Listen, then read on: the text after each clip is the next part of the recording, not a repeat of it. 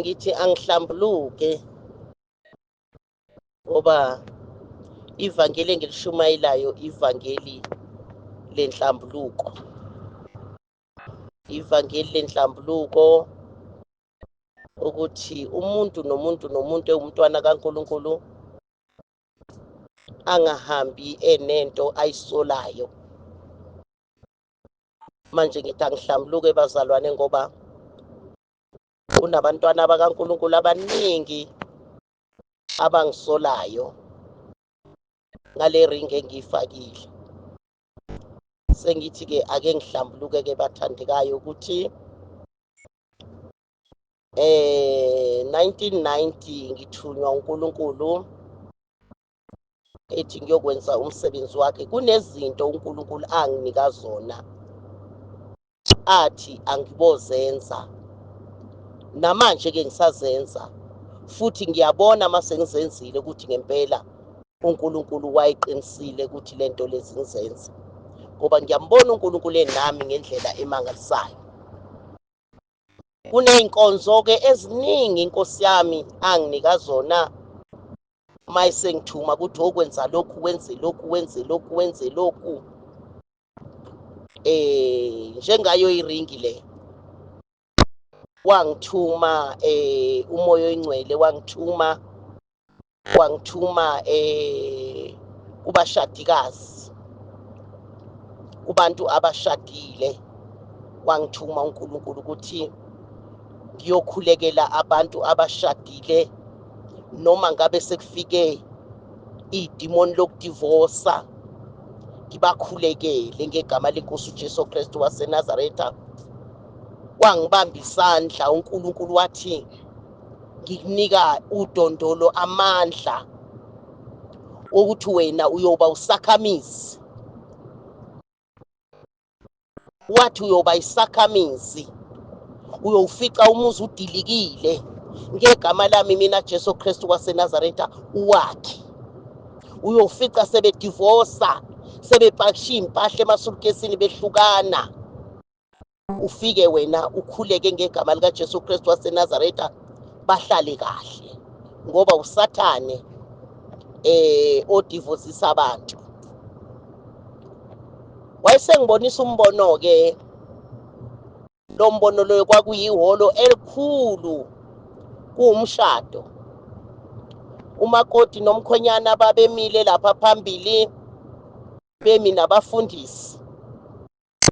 Abafundisi bebafaka amaringi.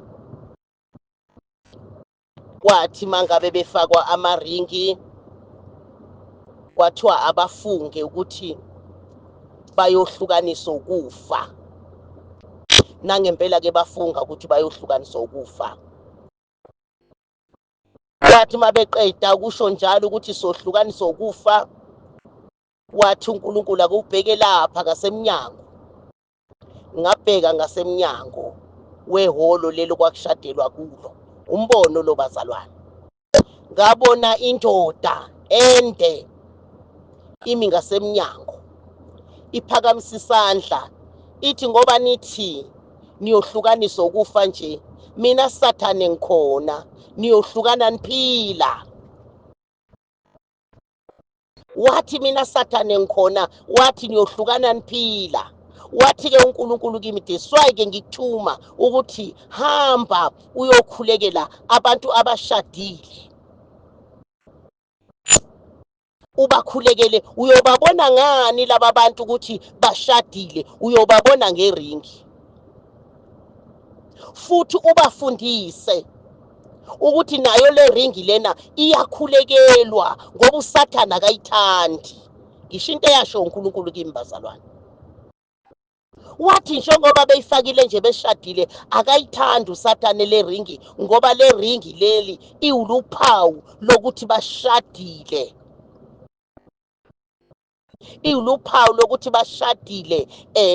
uNkulunkulu uyababonga ngale ringi eyigolide ukuthi benze kahle bashada, ngoba umshado ungokaNkulunkulu.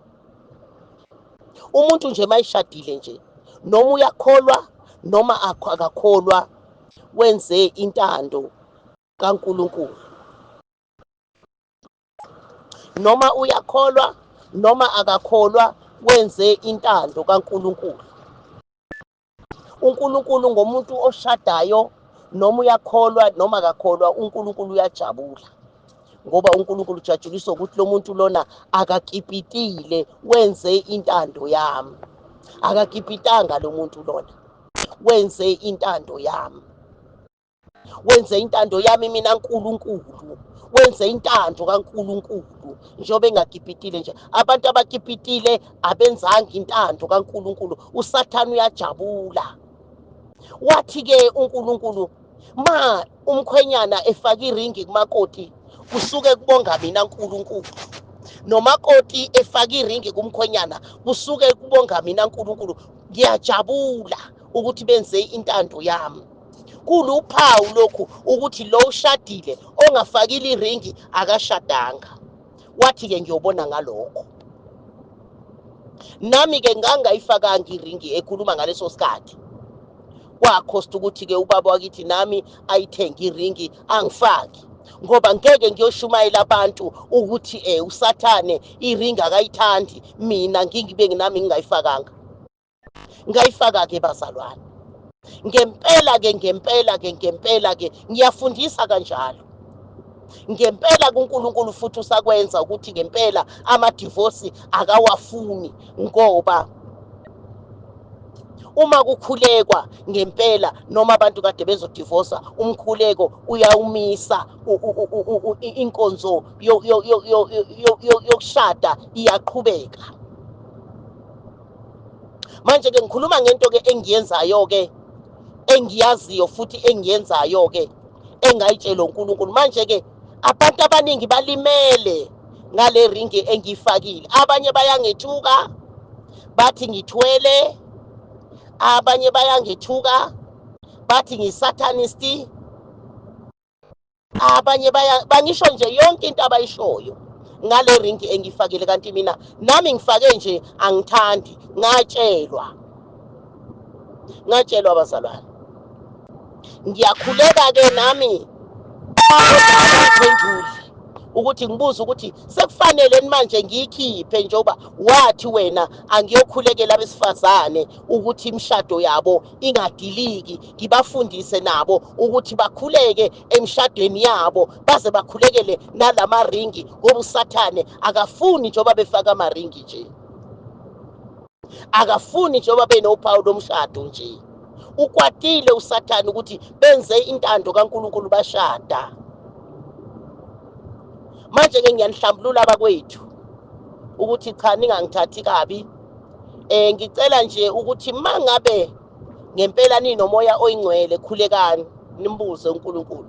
Mina ngiyambonga uNkulunkulu, mina ngiyasaba mina ukuphikisa umuntu othi uNkulunkulu uthe, ngoba uyoze ulwe nanoNkulunkulu uqobo, uphikisa uNkulunkulu uqobo. Mina mangabe umuntu ethi uNkulunkulu uthe, leyo nto ngingayiboni kahle, ngiya kuye ngqo uNkulunkulu ngiyombuza ukuthi uNkulunkulu, wena nosho lokhu ngobani? Nani yanini kuye-ke Nkosi yami niyosho ukuthi uNkulunkulu uwena othe umama Matekwane akakhulekele omama abafaka amaringi emishadweni yabo, ime imishado yabo. Wena othe umama Matekwane akabe usakhamisi. Ngempela-ke mina la ngihamba khona igama lami nguSakhamisi. Kuphilisi kalidliwa, mhlambe-ke isibongo uSakhamizi angazi, kodwa nje ngibizwa ngalawo magama oyi-2. Kuthiwa nje nangu ukuphilisi kalidliwa, nangu uSakhamizi. Yilokho-ke bazalwane ngithi-ke hayi, angikudlulise ngoba ngiyabona ukuthi hayi, ningaze nize nibe nenhliziyo ezinamabala ngenxa yami nje. Ngithi-ke angihlambuluke lokho bathandekayo, egameni leNkosi, amen.